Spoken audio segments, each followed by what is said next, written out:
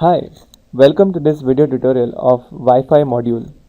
In this tutorial, I will be talking about ESP8266 Wi-Fi module.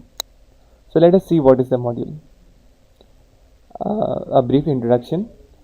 It is a low-cost serial to Wi-Fi module. That means it converts our serial information from our microcontrollers to give it to the Wi-Fi routers and in turn connect you to the internet.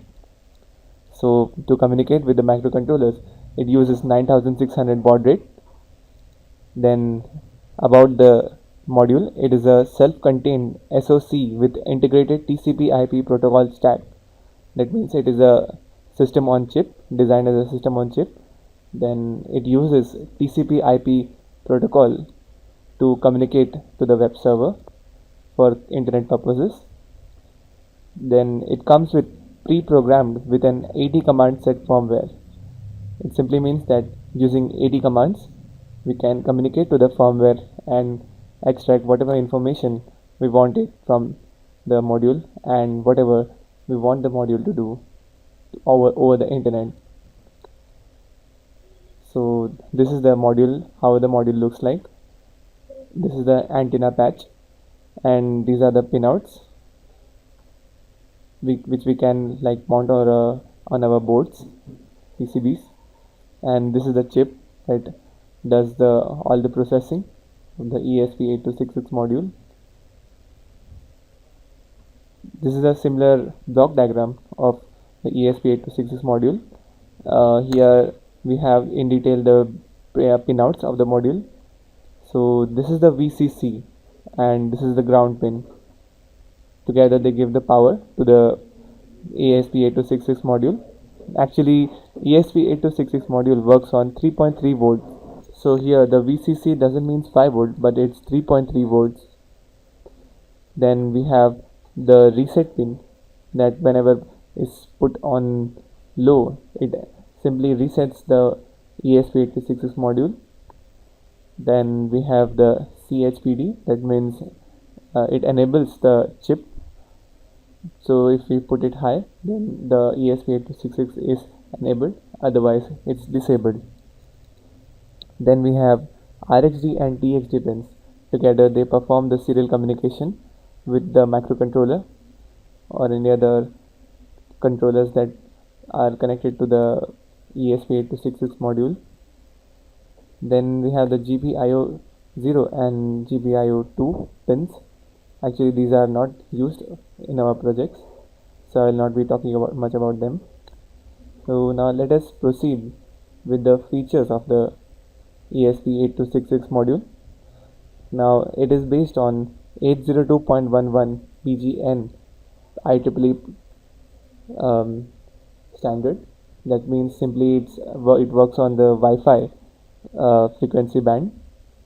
Then it gives Wi-Fi direct, that is P2P.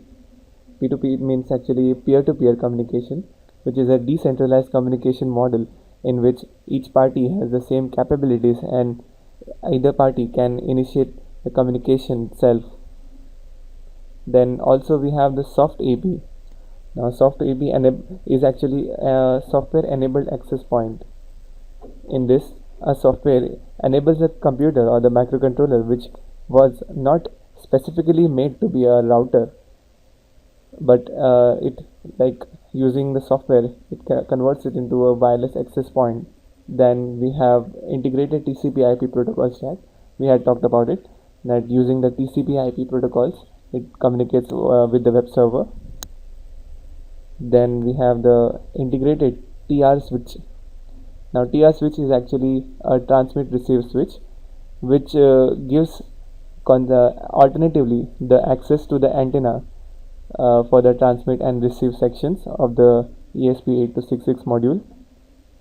Then we have the balloon, that is a type of electrical transformer that is used to connect an unbalanced circuit to the balanced one.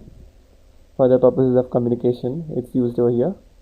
Then a low noise amplifier, power amplifier and matching networks. For due to high frequency working, we need all these circuits over the ESP8266 module. Then we have integrated PLLs, that is the phase lock loop. to lock the output signal of the ESP8266 to the frequency of the input so that we can better know what signals are coming. Then we have regulators to regulate the supply. DCXO, that simply means programmable digitally controlled MEMS oscillators. They are used for generating the oscillator frequencies, local oscillator frequencies, for demodulating or modulating the signals over the Wi-Fi. And the power management units for efficiently using the power available to the module. Then we have a plus 19.5 dBm output power in 802.11b mode. Due to this such a output power, this module can communicate up to 400 meters of distance. Then we have a power down leakage current of less than 10 microamperes. So this gives a boost to the efficiency of the ESP8266 module. Now we have also a 1 megabyte of flash memory, which in which actually our firmware sits in. So whenever we actually flash the memory, that means if we upload a code to the ESP8266, this is where our code sits. Then we have the integrated low power 32-bit CPU, which could be used as an application processor in the ESP8266 module. Also we have a power down mode, from which if woken up it can transmit the bits in less than 2 milliseconds, and the standby power consumption of the module is less than 1 milliwatt. So this gives a great boost to the time for which ESP8266 based system can withstand and consume considerably less power than any other such device in this range. Now let us see some of the working principles. The Wi-Fi frequency is 2.1 gigahertz and the ESP8266 works on the same. It uses serial communication as discussed earlier.